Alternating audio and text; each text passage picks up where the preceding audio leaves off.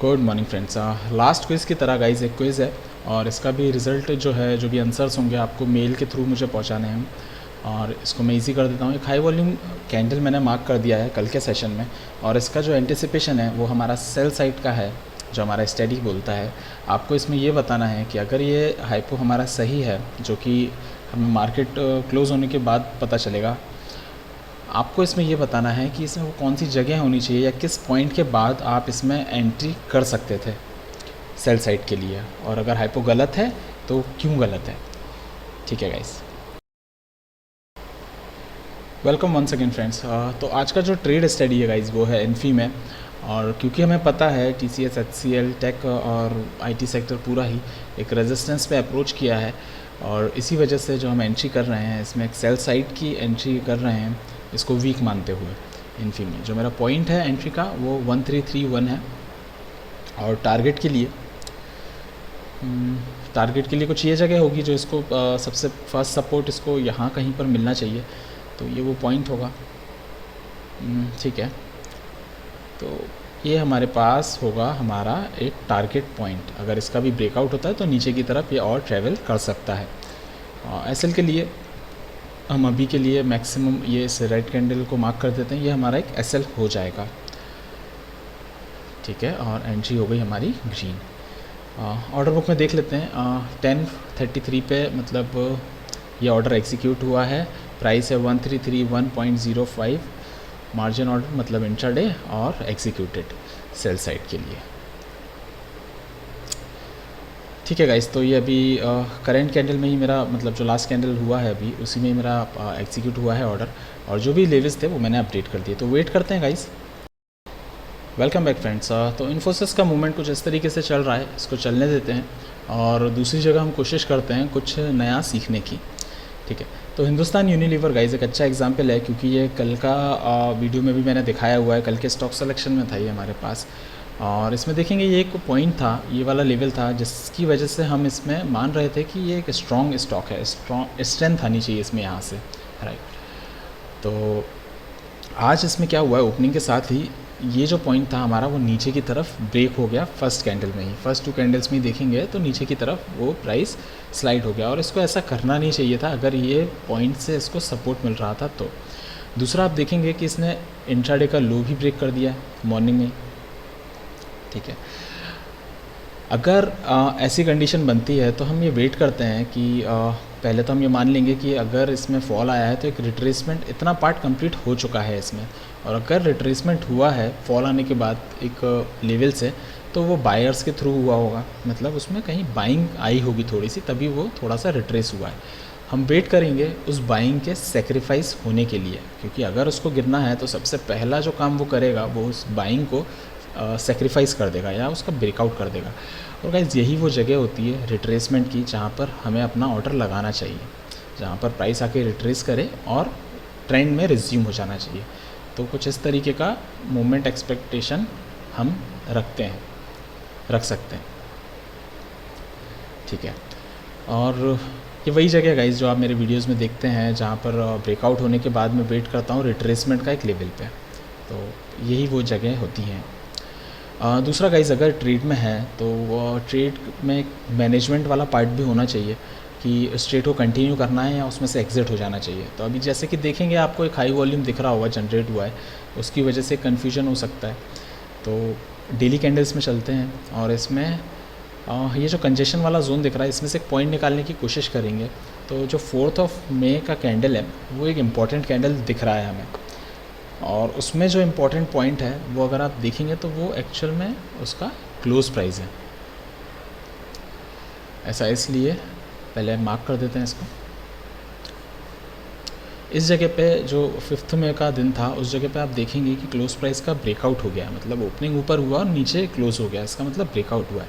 Next day उसी level का एक ब्रेक इन हुआ है, मतलब प्राइस नीचे था तो ऊपर जाने से उसको रोक रहा था, और इस दिन पे प्राइस जब ऊपर ओपन हुआ तो ऊपर की तरफ इसमें ब्रेक इन हो गया। तो ये एक इम्पॉर्टेंट लेवल बन जाता है, जो कि हमें बैकवर्ड स्टडी से पता चल रहा है। इस दिन प्राइस हिट ही नहीं हुआ, आज का दिन है जो प्राइस वहाँ पर ट्रैवल कर रहा है। तो हमको ऐसा लगेगा कि इस प्राइस को यहाँ से ब्रेक इन हो जाना चाहिए, क्योंकि लास्ट जो स्टडी था इसमें वो यही था कि यहाँ से प्राइस को ब्रेक इन हो जाना चाहिए।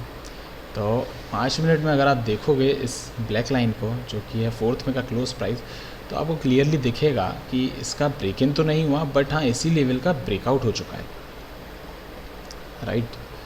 और इस जगह से अगर हमको एग्ज़िट करना है तो हम एटलीस्ट ये मानेंगे कि प्राइस कम से कम इसके ऊपर जाके सस्टेन करे, तो ही हम ये मान सकते हैं कि इस प्राइस में जो बाइंग मोमेंटम है वो इंक्रीज़ हो गया है और शॉर्ट साइड के ट्रेड हमें एग्ज़िट कर देने चाहिए, right.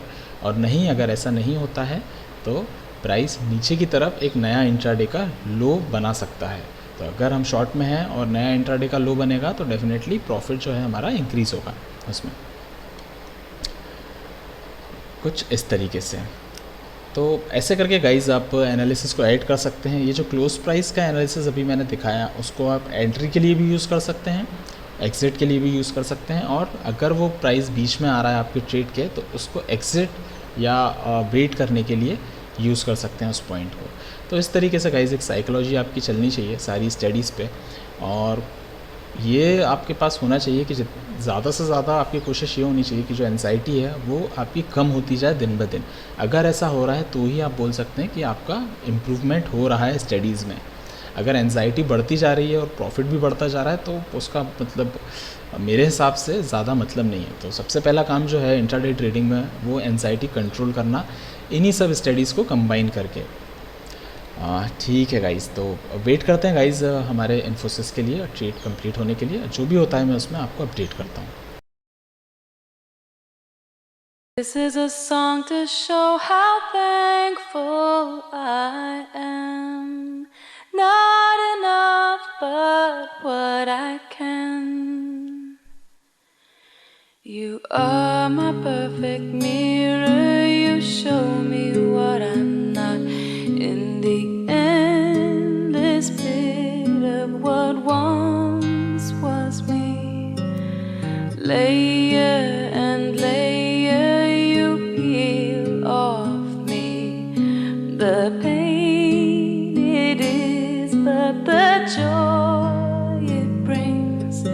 So thank you for showing me what I'm not, for showing me what I could be. Thank you endlessly.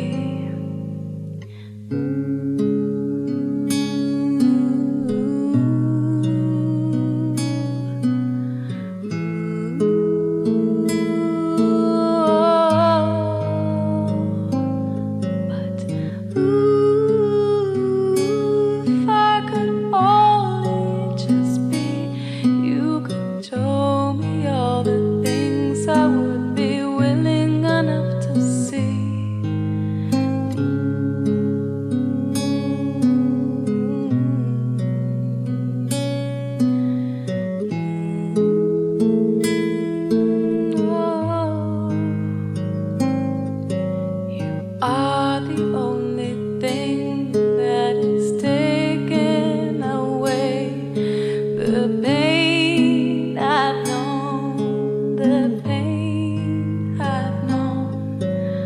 Hopeless, I was hopeless, and nothing else would do.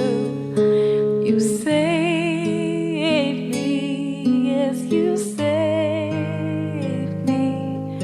So thank you for making it rain inside, for shedding those tears I'd hide. Thank you, I thank you. Thank you for showing me love within, for what would have taken me years, lives if not years to see. But ooh, if I could only give in, you could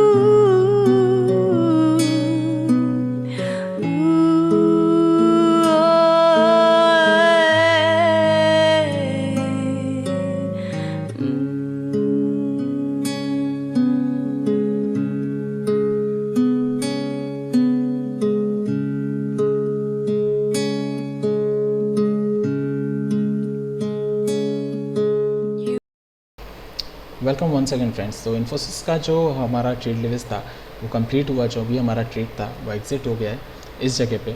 और अगर आप देखेंगे इसमें तो आपको ऐसा लगेगा कि सिर्फ 5 पॉइंट के लिए हमने इतनी देर वेट किया, और बहुत ही एक ख़राब ट्रेड टाइप का आपको दिखेगा, क्योंकि इसमें एसएल भी बहुत बड़ा हमने रखा था। बट गाइस इम्पॉर्टेंट ये है कि मार्केट हमारे हिसाब से नहीं चलेगा कभी भी, और हमको ये सोच के नहीं एंटर करना चाहिए मार्केट में कभी भी कि हमेशा 1:4, 1:3 या बड़े टारगेट के लिए और छोटे एसएल के साथ ही हम ट्रेड कर पा लेंगे। नहीं, इम्पॉर्टेंट ये है गाइस कि जो भी स्टडी है हमारी वो वर्क कर रहा है मार्केट में या नहीं। भले वो स्टडी हमको 5 पॉइंट दे, 8 पॉइंट दे, 3 पॉइंट दे, क्योंकि याद रखिएगा क्वांटिटी हमेशा हमारे पास होती है, उसको हम कम या ज़्यादा कभी भी कर सकते हैं अपने मनी मैनेजमेंट के हिसाब से। तो मेरे हिसाब से ये एक बहुत अच्छा ट्रेड था। दूसरा गाइस, हिंदुस्तान यूनिलीवर में आपको याद होगा जो भी हमने एनालिसिस दिखाने की कोशिश की थी मैंने आपको, तो उसमें क्लोज प्राइस हमने एक बीच में से निकाला था और उसको एनालाइज़ किया था। तो वो देख सकते हैं आज के ट्रेडिंग सेशन में वो क्लोज प्राइस कितना इम्पोर्टेंट हुआ है लाइव मार्केट में, और हर बार वहीं से इसमें फॉल आ जा रहा है और नीचे की तरफ रिज्यूम हो जा रहा है। तो ऐसे कुछ पॉइंट्स होने चाहिए ट्रेड मैनेजमेंट के लिए, ताकि इसमें आप हड़बड़ा के हम लोग इसको एग्जिट ना कर दें। Thank you so much guys. अगर आपको इसमें से कुछ भी वैल्यू ऐड हुई होगी, अगर आपको लगता है ये जो भी स्टडीज़ हमने आज देखी वो आपके काम की हैं, तो प्लीज़ लाइक कीजिएगा। Thank you so much.